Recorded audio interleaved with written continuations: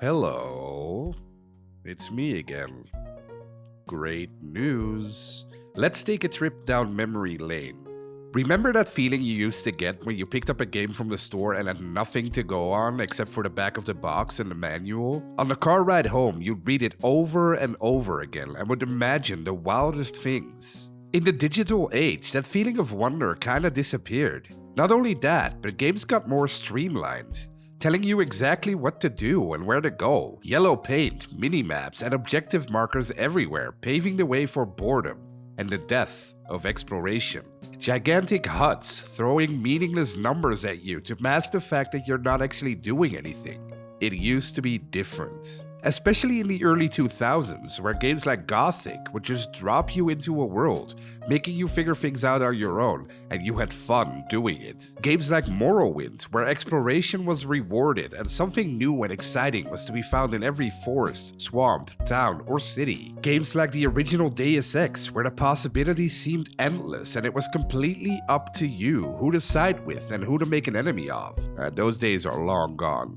But not all hope is lost, because every once in a while, a game comes along that harkens back to those good old days where you still had to use your brain and imagination. Imagination.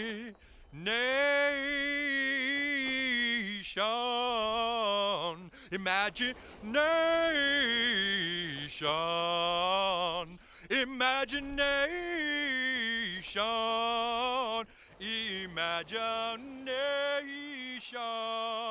Over the past couple of years, we were lucky enough to get a few of those. I'm thinking of Kingdom Come Deliverance, where you started at the literal bottom, where combat was hard and immersion was key. Or Elden Ring, where exploration was everything and new bosses or weapons were tucked away in hard-to-reach places. Or Baldur's Gate 3, where choices were plentiful and the consequences would not become clear until many hours later. And even something like the recent Stalker 2, where new secrets and surprises were around every corner of the map. Those are just a few examples, of course, but there is another.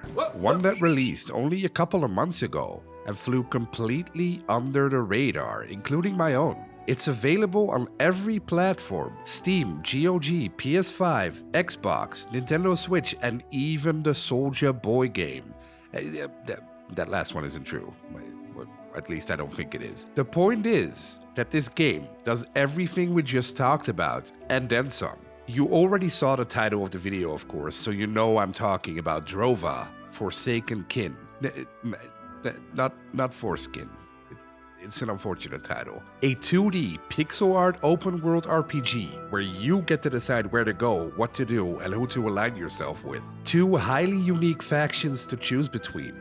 Weapons and armor that all feel different, distinct, and have their own skills and spells to accompany them. Choices with actual game-changing consequences. NPCs with their own daily routines and day and night cycles. And a world that invites exploration and creativity. As you can probably already tell, I'm pretty impressed by this game. But before we delve any deeper, let's take a quick look at how it came to be. And like always, we have to start at the very beginning. So this time, that takes us to the beautiful city of Magdeburg in Germany, because it was right here in 2021, while the whole world was in lockdown, that four young men finally had enough of the current trajectory of streamlining games and simply decided to do something about it by founding their own development studio. Just 2D Interactive was born. The team of four quickly grew to 6, and that's it. That's the entire team, that's everyone. These 6 young talented men looked at the games from their childhood, specifically citing Gothic and Morrowind as inspiration, and said, "We have to go back!" And by God, these sons of bitches did it, because Drova, their very first game, is something incredibly special. It all starts with a pretty simple premise. Life is rough. Your Celtic village of druids is slowly starving to death, but one day, the warriors find a glowing crystal that somehow might be connected to the mystical land of Drova, where everyone supposedly lives in peace and hunger doesn't exist. That very same night, you spot 2 druids wandering into the woods and decide to follow them, and that's where the game begins. Now, the character creator is fairly limited, with only a couple of options. You pick your gender, your voice, even though there aren't really any voices in the game, just grunts, and you can pick between a couple of hairstyles and beards. Now it's important to mention that I'm playing on a controller here, but it's also perfectly playable on mouse and keyboard with WASD directly controlling the character. So while we're running around looking for the two wandering druids, you'll immediately notice the use of detective mode here, or the Witcher sense. By pressing the right thumbstick, you can examine certain items more closely, or in this case follow a trail of footsteps. Once we find our missing friends, shit immediately hits the fan. They get taken out and we get transported to the magical realm of Drova. While we're coughing up blood and slowly crawl towards our dying friends, it becomes clear that Drova is not just your typical cutesy pixel art game. It has a grim, dark atmosphere that works wonderfully well alongside the more somber soundtrack. As you can see, the animations are varied and often carry a lot of emotion in them that you usually don't see in games like this. With her last breath, our dying neighbor gives us the magical crystal and tells us to bring it to the city of Nemeton. And that's it. We're off. Right from the get-go, it becomes clear that crafting plays an important part in Drova, because you can pick up almost everything that isn't nailed down, but more on that later. Now as you can see, there's no minimap, objective markers, or any other indication of where to go. And that's the beauty of Drova. For the first 30 minutes or so, the level design carefully guides you to the first NPC you can meet. He gives you the lay of the land, tells you not to just blindly trust anyone, and most importantly, gives you a map. Now looking at this thing, you don't get much wiser. There's some indication of where the major locations might be, but it's all very abstract. Later on in the game, you can actually buy maps from merchants that are a bit more detailed, like this one right here. You can even buy ink so that you can mark certain places, and although you can see where you actually are on the map, as well as the main roads, it's never intrusive to the exploration. It won't be long until you reach the first settlement, which is a small village inhabited by woodcutters. Now normally, in most other RPGs, this is where the lore dumping begins and you'll be berated with endless exposition, but not in Drova. Dialogue is to the point, but not in a simplistic way. There's no voice acting, but every NPC is different, has their own name, and their own personality.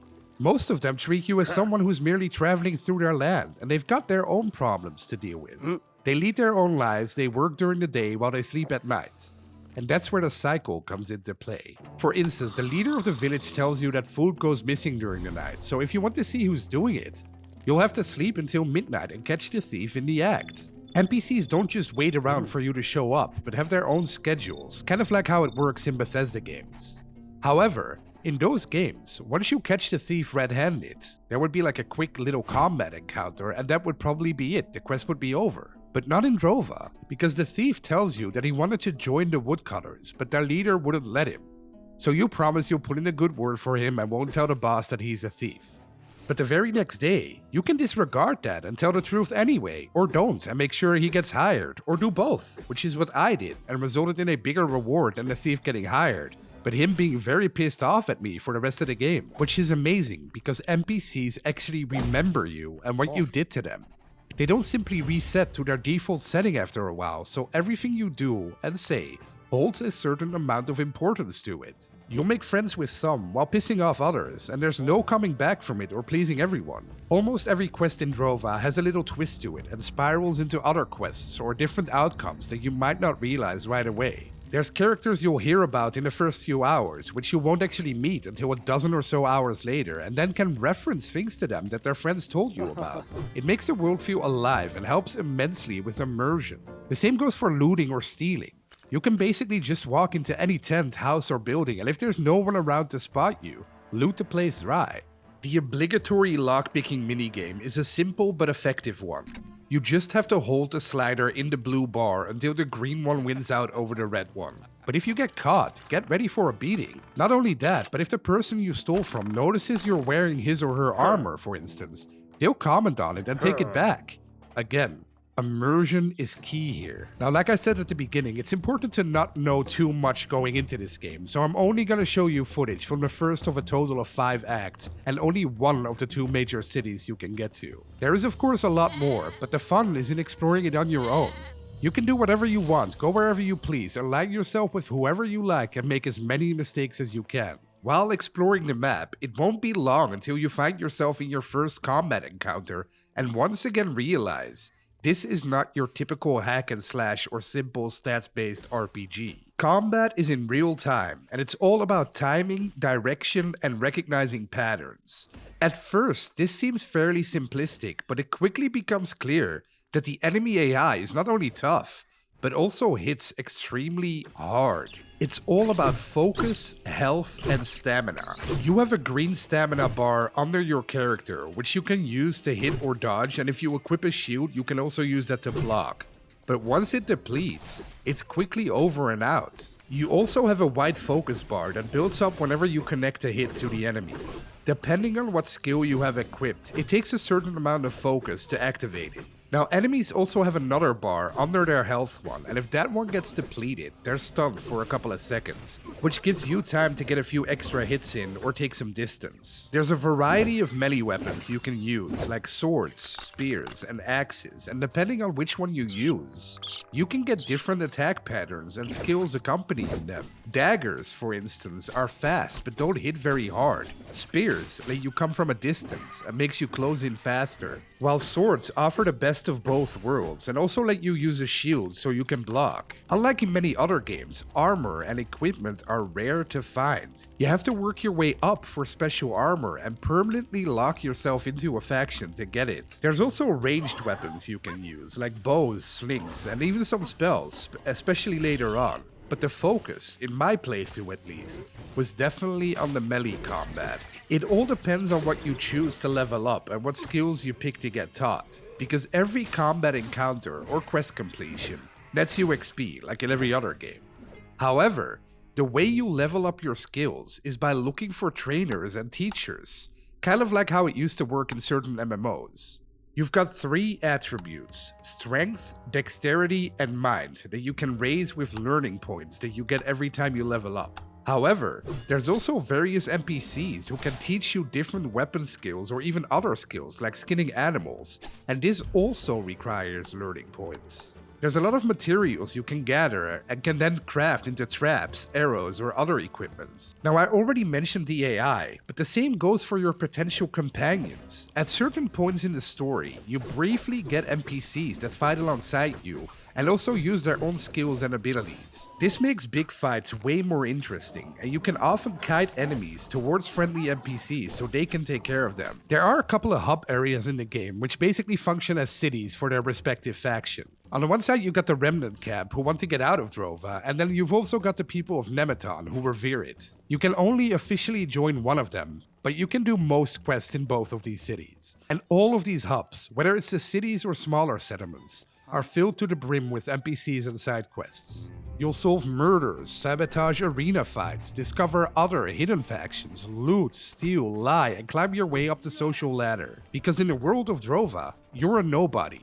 You need to get into the good graces of others to get better armor, equipment, and to even be allowed into other places normal peasants don't get to go into. The layout of the hubs and the map as a whole is interconnected and layered with plenty of secrets and things to discover. It promotes exploration. There's also no loading screens between these outside locations, so as long as you don't go underground, it's all seamless. NPCs move around during the day, switch places, go to work, train for combat, have dinner, or unload at a local tavern at night. So depending on what time you're looking for them, they might be somewhere completely else. You have to actually pay attention to what people tell you or where to go, because there's no hand-holding. You do have a journal, which notes all of your quests and give you some indication of where you might find the one who gave it to you, but you mostly have to rely on your own memory and wit, because Drova treats you like an adult. During the course of the game, you explore every nook and cranny of Drova, and there are plenty of secrets to find. It might not seem massive at first, but the map is dense and packed with underground tunnels filled with other enemies and even secret factions. Hell, at one point early in the game, I met a nice woman at a tavern who asked me if I wanted to go someplace quiet with her. Of course I obliged, but next thing I knew, I woke up underground and was now working as a slave for a couple of nasty tomb raiders. This started a whole new questline with many different new characters, where our goal was to escape, but we had no idea where we even were. Many hours later, when we did finally manage to get out, I found myself on a completely different spot on the map with a bunch of new friends and enemies. And all of this was completely optional. Now, as you might have picked up already, I personally love Drova, but I gotta be honest here, it's not for everyone. The game has a slow start, while at the same time being extremely difficult. You will die, and there will be a lot of it, there's just no getting around that. It's a game of trial and error, which understandably might get frustrating for some people. Get off the beaten path and you'll probably immediately encounter enemies that are way above your skill level, especially at the beginning. Make the wrong choice or trust the wrong person and you'll get stuck in an almost unwinnable position on a side of the map you're not supposed to be at, so you'll carefully have to escape and get yourself out of it, which might take many hours. There are a lot of NPCs to keep track of, all with their own quests, personalities, and motivations, so if you put Drova down for a couple of days, it's very hard to get back into it. It's one of those games that are best experienced over the course of a week, where you play nothing else. The pixel art style, while beautiful, might become a bit monotone after a dozen hours or so, and the production value pretty much stays consistent throughout the entire game. Now to me, these are all positives. I love the sense of danger around every corner, having to be careful and using my wits to get out of situations I accidentally ended up in. And I really like that it stays consistent throughout the 30 or 40 hours you spent with it. But if you're looking for a more relaxed or casual experience, this might not be it, of course. At the end of the day, had I played Drova when it came out last October, it would have definitely ended up in my top 3 games of the year. That's how excellent it is. If you grew up in the early 2000s with games like Gothic, Morrowind, Deus Ex, and Divine Divinity, one of Larian's first games, I highly recommend you check out Drova. I can almost guarantee you'll absolutely love what you get here for only 25 bucks. And speaking of love, next week is the big one. We're finally merely days away from the launch of Kingdom Come Deliverance 2, and I cannot wait. But there's something else approaching soon as well. We're also only 2 weeks away from the launch of Avowed, Obsidian's new title. So over the next week and a half, you're gonna get 2 videos. We're gonna delve deep into the bowels of Pillars of Eternity 2, which takes place in the same universe as Avowed. But first, next Saturday, after many days of no sleep, you'll get my first Kingdom Come Deliverance 2 impressions. So until then, have a great time, my friends.